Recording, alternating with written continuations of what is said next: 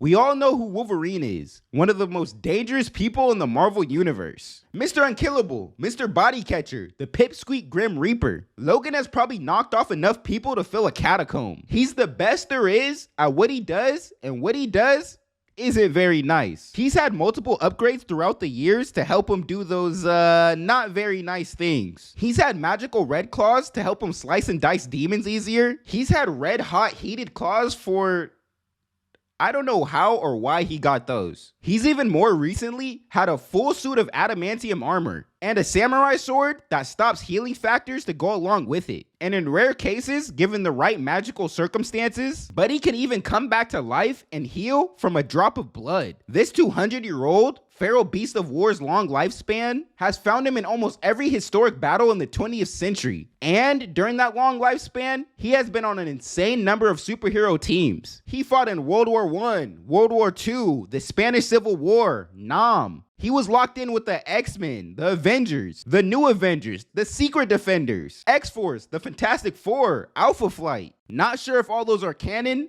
but moral of the story, Buddy's been around. Now with being tapped in with all those teams and fighting in various wars, he's made a number of powerful and reliable allies. Obviously the typical X-Men heavy hitters whose Logan has befriended over the years, going on life and death missions, creating unbreakable bonds, or just by simply kicking it in the X-Mansion. Some of those X-Men and mutants that Wolverine has become friends with are capable of causing catastrophic damage on a global scale and maybe even beyond, like Storm, Jean Grey, Iceman. Outside of his home team, he's had his time in the seedy underworld of the Marvel Universe, making strong connections with some of the best super spies in the world, like Nick Fury and Black Widow. But when the immortal six-blade wielding mercenary slash superhero needs someone powerful, shadily connected, and above else reliable for a very, very important job, like being secret security of the X-Mansion, protecting the precious lives of the mutant students ostracized by society, shielding them from the X-Men's various highly dangerous enemies hell-bent on destroying their livelihoods, who is the person that Wolverine calls for this highly important job? It's not one of the previously mentioned Omega level mutants capable of destroying the planet. It's not one of the various super spies that he knows with connections across the globe. No, it's not someone with a strong moral compass and a never quit attitude like Captain America, who Logan has built a bond with over the years. Or it's not his good friend Spider-Man. He doesn't rely on his own highly effective methods of murder. The person that Wolverine calls for this top secret, highly important job isn't one of those highly qualified professionals.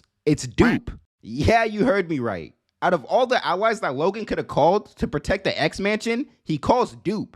Now, before a few weeks ago, I didn't even know who this lumpy space princess-esque character was. The most I knew about him is that he was just this floating green blob in the throwback Marvel Universe poster. It wasn't until I was randomly scrolling through Twitter and Cosmonaut Variety Hour said that Doop was OP and that he could beat Superman. I thought he was just joking, but the replies, they were just reinforcing his statement. So I had to see what the talk was about. And man, I was not ready. I thought I was a big Marvel fan, but clearly I'm not, because I have never read or heard anyone utter the name Doop, not even from the biggest of nerds. After going out and reading / skimming pretty much every Marvel comic that had Doop in it, I can see why Wolverine chose this X-Men affiliate to be the secret security of the X-Mansion. This little green jelly bean fuck is surprisingly the right man / thing for the job. Lil Buddy could probably beat Galactus and slap around any previously Omega level mutant and any other OP Marvel character. He's thrown hands with Thor like real fisticuffs. He's more plugged in than a phone charger. Doggy's got connections to characters I wouldn't even think of. Doop is loved and adored by a good amount of people in the Marvel Universe, and just as equally an annoying and a nuisance to the rest. But he gets the respect where it counts. The badass soldier of the future, Cable, is surprisingly cool with Doop. Cable had some random problem with the future, and he needed someone strong and reliable. So he goes to find Doop. Cable ends up at this Fast and Furious drag race type of place looking for Doop, and Doop, he pulls up clean as fuck under the alias Street Scorpion. Like, what the fuck, bro? I didn't know he was that chill. They link up and he goes off to help Cable, yada yada yada. But pretty much everyone that I've seen Doop interact with shows him love off rip. He's cool with Iron Fist, them going on some random adventure together that quickly ends up with Doop's goofy ass swallowing Iron Fist, and well, shenanigans ensue. He's cool with Tigra and She-Hulk, with them inviting the Doopster to a rolling skating derby, and then telling him not to cry so much next time. He's friends with Gambit, participating in a Cajun cooking night, but Gambit ultimately regrets it because he said Doop threw up too much. And it's not even just the heroes that Doop is locked in with. He's even buddy-buddy with outlandish characters like Howard the Duck. This man is even buddy-buddy with Wolverine's arch nemesis, Sabretooth. Yeah, the fucker even more ruthless and cutthroat than Wolverine. These two goobers apparently go way back like 4 flats on a Cadillac. Doop apparently brings out Sabretooth's soft side, cause Victor Creed is over here worrying about Doop's caloric intake, saying the X-Men don't feed him right, saying that he'd never let someone with Doop's talents go to waste, attempting to recruit Doop into his cutthroat criminal empire. But Doop, he's too busy stuffing his face to hear what the Tooth is saying. So Sabretooth, he gets mad and he flips the table, and this makes Doop irate. So he sets Sabretooth on fire and steals his food. Doop is such a goofy character that gets up to equally goofy situations. The first place that Wolverine goes to find Doop to recruit him to be security for the X-Mansion was the fucking Strip. This green sack of potatoes is just in the club chilling, drunk off his floating ass with a bunch of women. But with being said security for the X-Men, he's stopped threats with varying degrees of power levels with various methods. He's fought a group of Nazi bowlers. Apparently, a group of bowling-loving Nazis formed a bowling team to discuss their racist ideals and plot on the X-Mansion over flat soda and cheap pizza. But Doop, the Nazi buster, got the drop on their location and tore it up. He popped out on them and started fucking spitting bowling balls at them. He's pulled up on a nun who was trolling on the net, being a keyboard warrior, talking shit about the X-Mansion. He's knocked the daylights out of Fing Fang Foom. To be honest, I don't even know why he did this. It didn't even seem like the purple pants wearing Space Dragon was trying to attack the X-Mansion. It seems like Doop just rocked his shit for no reason. Like, what the fuck is this guy's problem since it's green on green violence? But Doop doesn't just handle the school's threats with aggression. He stopped the devil from taking the souls of the kids in the X-Mansion by beating him in a guitar solo. He overwhelmed the devil with the power of funk. Yeah.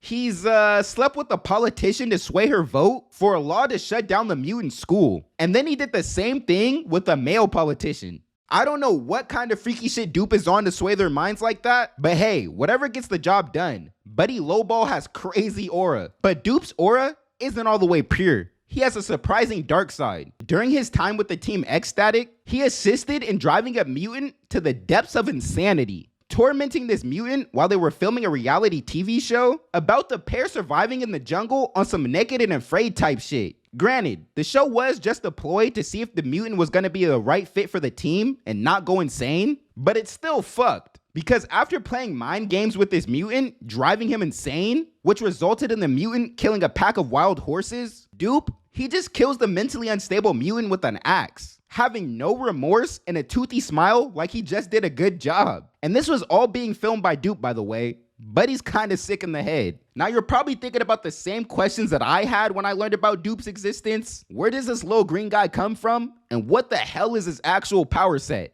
Doop was created by Peter Milligan and Mike Allred. The first story that I read that had Doop's first appearance was X-Force 116 back in 2001. This mutant team is obsessed with being famous and they crave the public spotlight.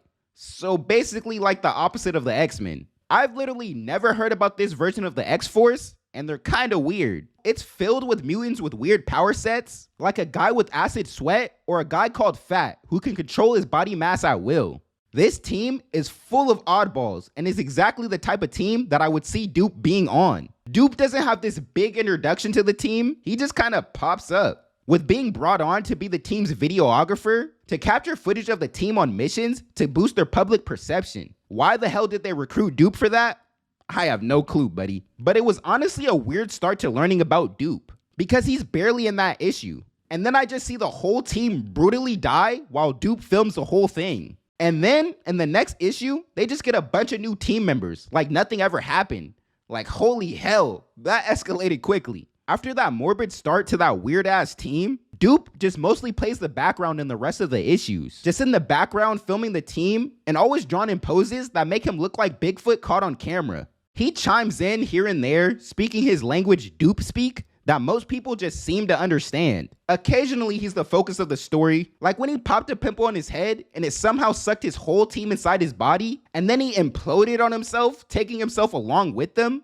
Or when Russian terrorists kidnapped Doop and tried to fucking lobotomize him, causing a fight over his fragmented brain between the Avengers and Ecstatic? While reading and skimming through these comics, trying to find out where Doop comes from and get a better idea of his actual power set, I've come to the conclusion that his strongest power is plot. And his origin is whatever the plot needs it to be. He can slap around a fucking space dragon and throw hands with Thor, but gets captured by Russian terrorists. Seemingly out of nowhere, he's able to create like a psychic shield, blocking incoming psychic attacks, shown when he's helping Cable with his future timeline shenanigans. He can suck people and things into his body, transporting them to an endless void that is seemingly a different trippy reality. And apparently he has a second brain in his butt, which he can use to operate for a short time if his main brain goes offline. He can reconfigure his whole body to speak English and not Doop speak. At first, the most outlandish things that I've seen Doop do is consume people and send them to a different universe within his body. Then I found out about his actual origin. Well, at least for now. You know comic continuity shifts like sand. First, it was claimed by Captain America that Doop was the product of a Cold War era US military experiment. But in the 5-issue Doop run, All New Doop, back in 2014, it shows that Doop is apparently from a place called Marginalia, a place between the margins.